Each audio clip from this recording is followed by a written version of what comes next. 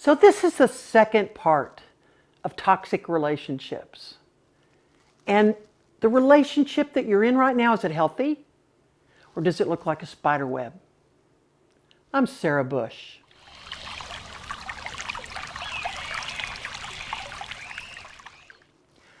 So when we take a look at relationships, whether they're healthy or whether they're spider webs, in my previous broadcast, I talked about how we grow up and how we attract relationships based on our values and our belief systems, based on the awareness that we bring to our own well-being or not. So when it comes down to taking a look at some of the things that I talked about in the Toxic Relation 1, I'm going to cover them again in this one at the very beginning so that everybody gets clear what I'm talking about. I'm Sarah Bush, and I love the fact that you came to this broadcast. Like it. Let me know how you think, because as we get into this, it could hit a button in your life. So when I take a look at looking at relationships and how they affect us, how fulfilled do you feel physically? And that could be physically as in touch, as in sexuality, as in just feeling supported. What about spiritually? Are you both communicating together? Are you both feeling each other out? Are you emotionally supporting each other, or are you not being supported? That's one of the distinctions with an unhealthy relationship versus a healthy relationship. Are you communicating on both the physical, emotional, and spiritual level? Are you truly being supported? And I'm not just talking financial, but are you truly being supported? Are you being loved and adored? I can remember a friend of mine saying, "I adore you." And I thought, here I am in my 50s. I've never heard that before. I was honored to feel the emotion from that comment. If you're not, then have that conversation with the person you're in a relationship with. Because you know what? You probably adore them more than they maybe adore you if it's not a healthy relationship. Is it emotionally draining you? So here's an example. Are they always taking and not giving? When you're around them, do you always feel like things are a little chaotic? That you don't have safe boundaries? That you truly have no control over your life? He has control or she has control over yours. This is gender open. I'm not speaking of one or the other. It is in any relationship, whether it's professional, personal, or just in friends. But I think that the one thing that I see the most of is abuse. Emotional and physical. And anybody that says that emotional abuse doesn't bruise, it bruises through the soul. It hurts the heart. It makes you lose your identity. It makes you hide behind a curtain and your voice goes away. Today, I want you to get in touch with the emotion, the feeling, the energy behind whether you are in a healthy or an unhealthy relationship, and what are the borders of that relationship. Do you feel alone? Do you feel scared? Are you unsure about how secure your relationship is? Do you feel like you're drowning? I can remember having a conversation with a client I was coaching, and she said, "I truly feel like I'm drowning in my relationship." I said, "What does that feel like?" And she said, "I just feel like I keep getting pushed farther and farther and farther down, and I can't swim my way out." And that's when I said, when are you going to get angry and come to the top? Because until you change that emotion, that energy in your body, you're going to keep going down. You're going to keep going down. You're going to get sad, and you're going to get depressed, and you're going to feel all alone where there's no value. That's where we go when we just lose our identity. in any situation. You know, one of the analogies that I thought was really cool was a treadmill. You know, when we get on a treadmill, it's not always for dogs and kitties, so don't put your dog and cat on there. But when you get on a treadmill, do you keep it slow so that you can just casually walk? Or do you speed it up a little bit so that it increases your heart rate and you feel like you're doing something? Or do you cause it to be elevated so that you really push yourself and you feel like you're more in the extreme? But the real truth is, the analogy of the treadmill is how out of touch are you with your own self, your own body? When do you turn that treadmill off? When you feel like you can't do it anymore, or that you just don't feel anything and so you turn it off because you really don't think you're doing anything? Or do you really feel so focused and your boundaries are so clear about what you want to accomplish that you are in touch, that you are moving forward? So right now, I want you to feel what's happening. Where are you in your life? When you're in a relationship, are you the one at fault for anything that doesn't work out right? Or are you someone that you get blamed for his actions or her actions because they won't take responsibility? Kind of like a whipping post. You take the blame. You're responsible.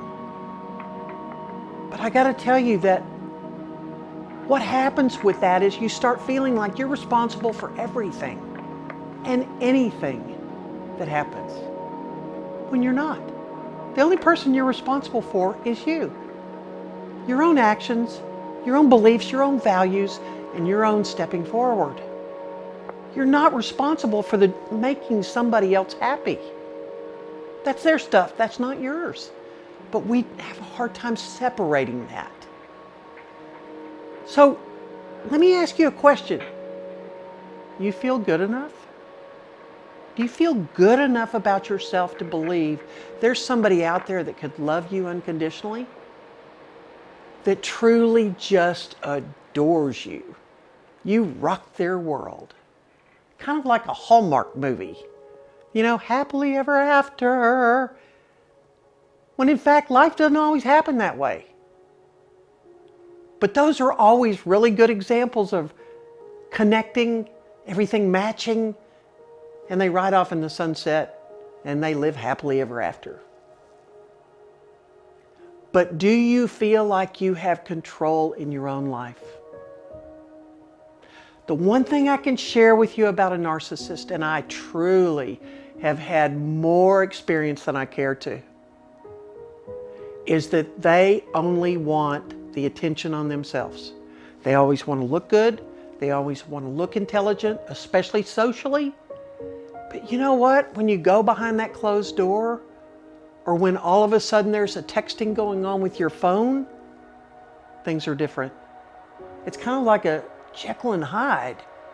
They all of a sudden shift gears. And I got to tell you that one day I really and truly woke up, and it was towards the end of last year when I said, you know what? I have a person in my life that is a true narcissist. And he's so gifted and he's so qualified to step out and to truly live life joy-filled. Is he scared? I believe he is. Because family and friends would find out that he's not perfect, that he has flaws. And with all this education and all this professional degree, he should be way above that. And now his health has become compromised. And so I've got to say that what I woke up to at the end of last year was I'm no longer going to be responsible for anything that goes on in his world. I will take care of business, but I will no longer get emotionally attached to the drama or the trauma. But you know, not everybody can leave those relationships. What happens if you have kids? You have joint kids, and there comes to be an issue of relationship. And the kids don't understand that dynamic in the relationship between you and the other person. All they know is that it's not working. It's not working for you. And what happens if you really get to a place where you don't want to stay in that relationship anymore? And then you stop and you look at the fact that they're the financial support of that relationship. And it's kind of scary for you to step out not knowing what's out there. And then all of a sudden you're alone. And I'll be the first person to tell you that when I got divorced that first 2 years, it was a really lonely feeling. And even though we didn't get along towards the end there, the real truth was there was a friendship that had been there for a long time that I missed. I didn't miss the other part, but I missed that part. So change is scary. There's no question about that. Especially when it's time for you to step out and get out of that relationship. Where do I go? How do I support myself? Do you realize that there are social services all around your community? I don't care how small the community is or how big it is. Whether it's drug and alcohol, whether it's substance abuse, whether it is the women's shelter. The women's shelter takes men as well as women that have been abused. Whether it's health and human services for the kids. When you make that move forward first and say, I need help, you won't believe the assistance you get. There are people out there that want to help you. They don't want to see you live on the street. They don't want anything to happen to the kids. They don't want you all to get sick. But if in the event that you are, there's still social services that support that. There's mental health. There are a multitude of services. Please take the initiative to get out there and find whatever support you need if you choose to leave. But let me ask you a question. What's the worst that can happen if you leave? Really? Is he going to be angry? Yep. Is she going to be angry? Yes. Are they going to be ugly to you? Are they going to scream at you and tell you that everything is your fault, and they're going to tell all their friends that you screwed them up? Maybe. So what? When the dust settles, everybody's going to know it wasn't you. Because you're the only one that was hanging in there during all the times that weren't good. And what they're going to find is that the Jekyll and Hyde, once you leave, comes out. They'll be found out. So, what's the best thing that can happen if you leave? Stop and think about that. What's the best that can happen if you leave? You get supported. You get healthy. You feel better. You can all of a sudden breathe. You're not in this spider web anymore. You're actually living in an environment that says, you know what, there's something different outside that box you've been living in, or that curtain you've been hiding behind. There's no more emotional struggle with somebody else. There's only the healing aspect of your own emotional needs. Can you feel this? Can you feel the difference between what if you leave and what's the best thing that can happen if you do? Can you feel that energy, the difference of you taking your own direction and taking control of your own life? It's called boundaries. You have to set your own boundaries and say, you know what? That no longer serves me. I'm not going there. And if he calls or if she calls and beats you to death over the phone, you know what? You can block them. You can block them off Facebook. You can block them off Instagram. You can block them. But you have to make the choice to say, I want to be around people that are happy and moving forward. I want to be around people that are actually doing things.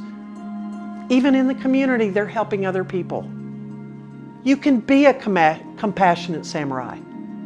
You can be that person. You can be that warrior that fights beyond where you are right now.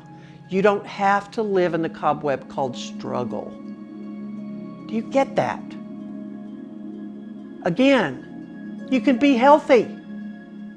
If your body is not healthy and maybe you've got excess weight and nobody would want me because I'm fat, you know what? I got to tell you, how many of you all have seen the movie? The movie on screen, The Greatest Showman. And I've got the words right here from the lady that I feel had the greatest message. And that was Kayla Settle. And the words from This Is Me says, when the sharpest words want to cut me down, I'm going to send a flood, going to drown them out. I am brave. I am bruised. I am who I'm meant to be. This is me. Look out, because here I come. And I'm marching on to the beat I drum. I'm not scared to be seen. I make no apologies. This is me. So do you see when it comes down to the whole gift of life? So what? Whatever it is that you look like or you feel like or that you don't believe you have the skills to go beyond where you are right now, you do. Are you going to have to get support in order to move forward? You might. And it could be family, it could be friends, it can be social services, it can be anything you want. But the truth is, you have to be willing to realize that you can have something better than where you are right now. You know, in this broadcast, I've just wanted you to understand the difference between living a joy-filled life with healthy relationships or being in stress or felt bound in relationships that were unhealthy. So if you feel good about this broadcast, both the first and the second one, like it. But more importantly, subscribe to it. And the one thing I want to share is the importance of your feedback in this broadcast and your comments at the bottom. Because I got to tell you, what drives my train is what your speaking is, your voice is that says, I need help in this area. I am honored that you watched this broadcast. But more importantly, I'm honored that you're willing to take a look at the energy that you have within you and the difference you can make. My time is up. Thank you for yours.